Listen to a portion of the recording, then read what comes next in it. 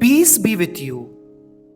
We are embarking on a new liturgical year with Advent, now in year B, commencing a fresh cycle of Sunday readings, centering our attention on the Gospel of Saint Mark.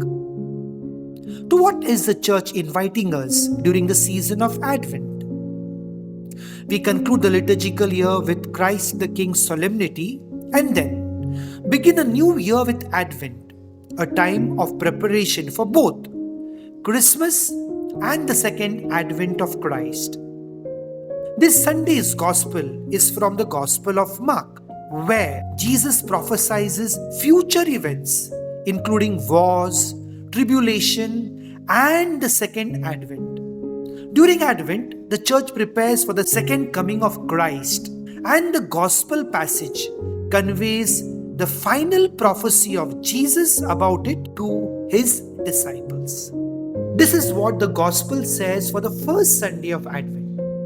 Take heed, watch, for you do not know when the time will come. It is like a man going on a journey.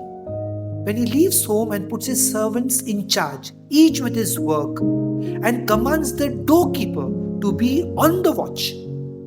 Watch therefore, for you do not know when the master of the house will come, in the evening or at midnight, or at cockcrow, or in the morning, lest he come suddenly and find you asleep.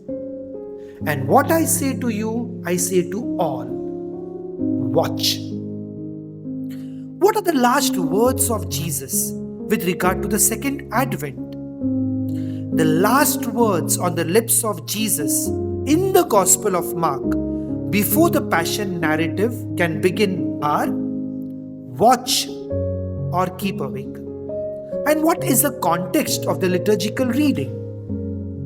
The Gospel reading covers the prophecies of Jesus about the parousia, that is his final, the glorious coming at the end of human history. Why does the Church give us this reading? Because we are preparing for the second advent. The Latin word adventus and the Greek word parousia means coming. The Church has selected this passage for its special focus. Jesus not only discusses his second coming, but also issues a warning. Be vigilant, be watchful and prayerful in your preparation. Why does Jesus want us to be prayerful in our preparation? What is the reason to watch and take heed and pray? Jesus emphasizes that no one knows when the time will come for the end of the world, and he repeatedly stresses that the exact day or hour of the Son of Man's arrival remains unknown. In a brief parable, Jesus likens the time of the second advent to a master going on a journey. The master represents Christ, and his disciples are the servants entrusted with their tasks, including the doorkeeper who must remain vigilant because they do not know when the master will return. Why is the doorkeeper singled out in this particular parable of the gospel? He is commanded to particularly be watchful. Why? The doorkeeper or the gatekeeper serves a dual role, protecting the house from robbers and welcoming the master upon his return. So Jesus uses this analogy to illustrate that his disciples are like servants whose master is departing and they are uncertain about the duration of his return. What is the backdrop for this parable? In the first century Jewish context, travel was very unpredictable.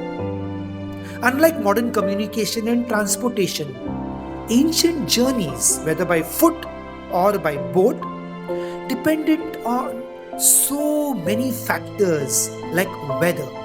For instance, if storm hits or winter arrives early, travelers could be delayed for months or even a year before they can continue. This uncertainty was common in the ancient world, as seen in the travels of St. Paul in the book of Acts. When someone left on a journey, you could only guess when they might return, and it could take months or even years. So now we understand the context of the gospel. It will be like a master going on a journey, and we don't know when he will return. We know that he will come back, but the exact time remains uncertain. However, it suggests he may return at night, catching us unprepared and asleep.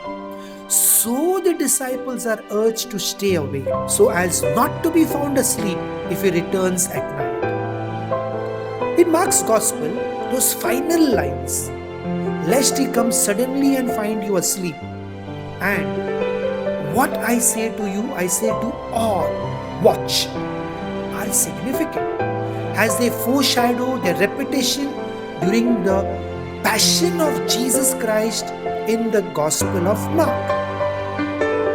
Because in chapter 14 of Mark, Jesus celebrates the Last Supper and goes to the Garden of Gethsemane with his disciples.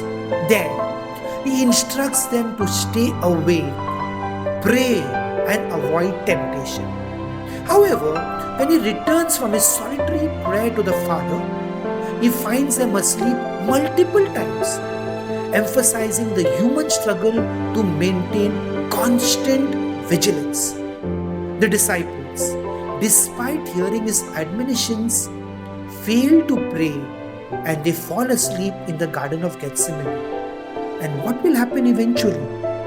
They will all desert him. What about the first reading for Sunday in Advent? The first reading from the book of Isaiah chapter 63 and 64 features the prophet Isaiah, a prominent figure in the Old Testament, dating back to the 8th century BC. In these chapters, Isaiah offers a heartfelt prayer, pleading God for his direct intervention amid Israel's suffering, including exile and dispersion among the Gentile nations. Isaiah implores God to descend from heaven and to rescue them. Now, what does this have to do with the reading of the Gospel?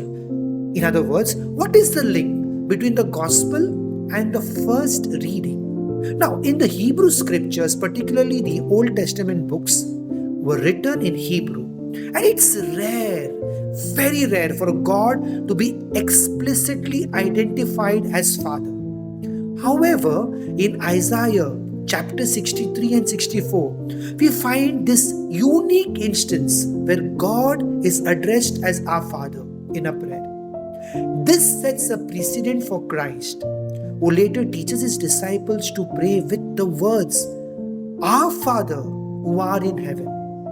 Isaiah's prayer profoundly tugs at God's heart, acknowledging human suffering and sin, and beseeches him to tear open the heavens and come down and save us. Why should God tear the heavens and come down? Because he is more than just our God. He is our Father. By invoking God's fatherly identity within the context of the covenant, Isaiah anticipates Christ's fulfillment of this relationship through the incarnation, God tearing the heavens open and coming down and being born like one of us. God bless you.